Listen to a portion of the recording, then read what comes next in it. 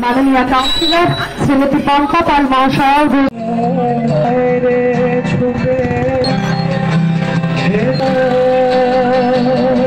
করছেন এবং শহরবাসীর জন্য এবং তার এলাকার মানুষের জন্যই তার দিক থেকে রাত গুজরাট আগামী 1 নভেম্বর থেকে তারই এলাকার যে সমস্ত অসহায় মানুষরা রয়েছেন যাদের ছেলেমেয়েরা দেশে বিদেশে চাকরি করে অথচ রান্না তাদের জন্য কিন্তু বর্ধমান দক্ষিণের মাননীয় বিধায়ক শ্রীযুক্ত ভুবন দাস মহাশয় ভেবেছেন 1 তারিখ থেকে তিনি তাদের মুখে খাবার তুলে দিবেন দিন রাত।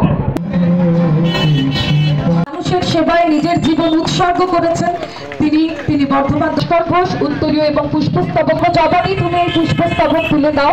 আমি জবা ঘোষ মাননীয় মহিলাদের উপস্থিতি চোখে পড়া আশায় রয়েছেন পুত্র মাকে বরণ করে নিচ্ছেন তার আশীর্বাদ করছেন। এর থেকে বড় সুন্দর মুহূর্ত বড় প্রাপ্তি বড় পাওনা আমাদের জীবনে কিচ্ছু হয় না। এইভাবেই আপনি ভালো থাকুন সাপোর্ট করেন আমাদের যে কোনো ভালো উদ্যোগের পাশে দাঁড়ান। আজকেও এসেছেন আজকের এই আলোকময় উৎসব মুখর অনুষ্ঠানে প্রথম জমজমাট পর্বে তাকে আমরা কাছে পেয়েছি এবং বিশিষ্ট সমাজসেবী সুকান্ত দাস যিনি সবসময় নিজেকে আড়ালে রাখতে ভালোবাসেন। একবার জোরে হাততালি হবে এই মানুষটির জন্য। একদম তার সঙ্গে সঙ্গে জবাদি পুষ্পস্তবক তুলে এবং পুষ্পস্তবক তুলে দিচ্ছেন মাননীয় জয়া পুষ্পস্তবক তুলে দিয়ে বরণ করে নিচ্ছেন ভাস্কর ঘোষ এবং তার সঙ্গে সঙ্গে মাননীয় জবা ঘোষ মহাশয়া পুষ্পস্তবক তুলে দিচ্ছেন। এই মুহূর্তগুলোই আমাদের আজকে এখানে শ্রী শ্রী মা জগদ্ধাত্রী ঠাকুরের আমাদের শুভ উদ্বোধনী অনুষ্ঠান হচ্ছে। ভাস্করদার উদ্যোগে 4 বছর ধরে এই অনুষ্ঠান অনুষ্ঠিত হচ্ছে। প্রতি বছরই আমরা আসছি এই উদ্বোধনী অনুষ্ঠানে। এখানে আমাদের 13 নম্বরের আমাদের কাউন্সিলর মাননীয় পম্পা পাল আছে, আমাদের চন্দ্রচূড়া রয়েছে, ভাস্করদা মানে আমার মা রয়েছেন এখানে, আমাদের দুর্গাপূজা সমন্বয় সমিতির আমাদের সম্পাদক আমাদের শ্রীকান্ত থেকে আমাদের অনির্বাণদা মহাদেবদা সহ আজকে এখানে সবাই উপস্থিত রয়েছেন। আমাদের সমস্ত সমাজের বিশিষ্ট ব্যক্তিত্বরা এবং আমার বহু দিদি বৌদিরাও এখানে উপস্থিত রয়েছেন। সবাইকে আমি আমার শুভেচ্ছা এবং ভালোবাসা জানাই। বর্তমান শহর জুড়ে 6টা থেকে 7টা জগদ্ধাত্রী পুজোয় আমি এই মত্তরই কাঞ্চননগর উদ্বোধন করে এলাম। কালকেও আমাদের এই 14 নম্বর ওয়ার্ডের ভিতরেও একটা জগদ্ধাত্রী পুজো আছে। তাই ভাস্করদা 4 বছর ধরে খুব সুন্দরভাবেই অনুষ্ঠান করেন এবং বিভিন্ন সাংস্কৃতিক অনুষ্ঠানের মধ্য দিয়ে বেশ কয়েকদিন এখানে খুব আনন্দ হয়।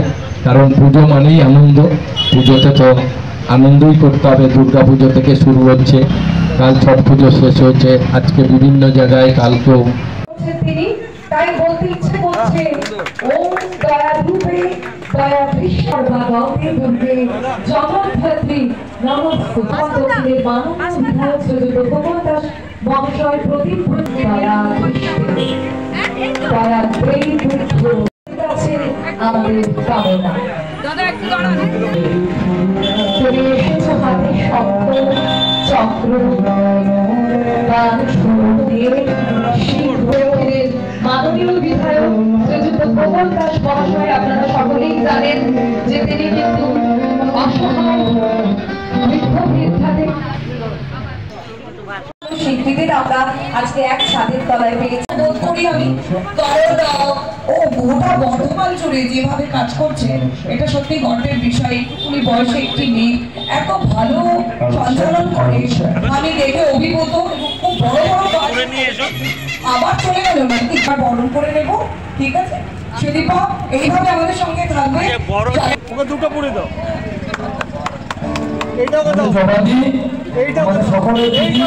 যার উত্তর কলকাতা থেকেও এখানে বর্ধমানের তার স্পন্দন আমরা অনুভব করি। সেই দিদি আমাদেরকেও বলবো ভালোবাসি। তিনি কিন্তু মানুষের যে কোনো ভালো উদ্যোগের পাশে সব সময় এগিয়ে থাকেন। তিনি আর আমি তোমার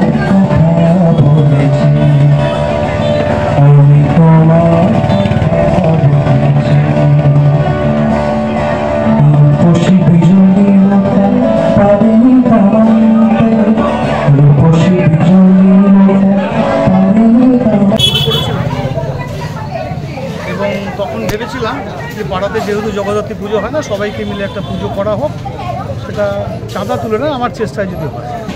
আরেকটা জিনিস ভেবেছিলাম, এটা হচ্ছে পাড়াতে অন্তত পক্ষে একবার যেন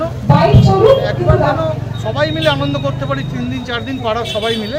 তার জন্যই আমাদের এখানে ওই আমরা সবাই কথাটা লেখা আছে। তারপরে বাবা চলে যাওয়ার পরে ভবানী ঘোষ ওয়েলফেয়ার ট্রাস্ট করা হয়েছে, সেই ওয়েলফেয়ার ট্রাস্ট বাবার নামেই উৎসর্গ করে পুজোটা হয়। এটা আমার মা এবং আমরা দুজনেই চিন্তা করি যে সবাই মিলে যাতে 4-5 দিন ভালো করে আনন্দ করতে পারি। কী কী অনুষ্ঠান হয় ভাস্করদার 3-4 দিন? এখানে কালকে সারাদিন ধরে পুজো হবে, পরশুদিন দশমী পুজো হবে, তারপরে সন্ধ্যেবেলা একটুখানি মিউজিক্যাল একটা প্রোগ্রাম হবে, তারপরে বিসর্জন। কালকে কি সপ্তমী অষ্টমী নবমী? কালকে সপ্তমী অষ্টমী নবমী হবে, পরশুদিনকে দশমীর পুজো হবে। আপনার নাম? আমার নাম ভাস্কর ঘোষ। এসেছে তাই, মাছ না দিলে আসে না, কেউ আসতে পারে না। এই যে পাড়ার এত মানুষ আসে, সবাই একসাথে হয়, খুব আনন্দ হয়। আর ওরা আসে বলেই আর এর আনন্দটা বেশি হয়।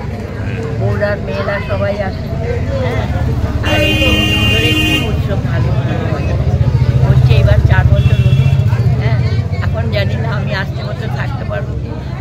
নিশ্চয়ই থাকবে। কেন থাকতে পারবে? এটা কোনো কথা হলো? এখন বাবা 92 বছর পর্যন্ত থেকেছেন। আমার বাবা পুজোটা শুরু করে গেছে, সেই পুজো আমরা নিয়ে যাচ্ছি। এবং শুধু নেইনি, পাড়া প্রতিবেশী দেখেছেন আপনারা প্লিজ ওই দিকটাও দেখাবেন যে কীরকম মেয়েরা এসে সবাই মিলে উদ্যোগ নিয়ে এটা জাস্ট বাড়ির পুজো থেকে সার্বজনীন পুজো হয়ে গেছে। এটা তো কম বড় ব্যাপার না, না? একে অপরের পাশে থাকাটার মতো তো জিনিসই হয় না। আমরা তো এই করে বেঁচে আছি। এই 2 দিন কীভাবে কাটাবেন? এই 2 দিন নানান মজা আছে আমাদের। ভোগ খাওয়ানো তো একটা পার্ট অফ জিনিস। মায়ের পুজোটা যাতে নিষ্ঠা করা হয় সেটা তো আমরা অলওয়েজ দৃষ্টি রাখবই, কিন্তু তার মধ্যে নাচ গান আবৃত্তি যেরকম যতখানি পারা যায়, কিছু প্রতিযোগিতা করারও ইচ্ছে আছে। যত পারে দেখুন, জীবন আমাদের চলতে, অনেক প্রিয়জন আমাদের হারিয়ে চলে গেছে, খুব কাছের মানুষ চলে হয়তো গেলে এইরকম অনুষ্ঠানে আমরা হয়তো নামতামই না, কিন্তু চাঁদও উঠছে, সূর্যও উঠছে। অর্থাৎ আমাদের জীবনকে এগোতে হবে। আমি জানি জীবন এগোতে হবে, যার যখন যাওয়ার সময় সে চলে যায়, থাকবে না, কিন্তু আমাদের এই উৎসব চলতেই থাকবে। না থাকলে আমরাও জীবনে বাঁচতে পারি। আমি ওনার বড় মেয়ে, আমি কলকাতায়। আমাদেরও এরকম প্রিয়জন তো শুধু রক্ত সম্পর্কে হয় না, প্রিয়জন সকলে। আমি প্রত্যেকটা আমাদের কাছের চলে গেলে একই রকমের দোয়া লাগে। এই হচ্ছে আমরা চালাবো, আমরা এইভাবে চালাবার চেষ্টা করি। আবহাওয়াটা আমাদের একটা হয়ে গেল, ম্যাটার করলো, যার জন্য কিছু অসঙ্গতি চলছে, সেটা আশা করি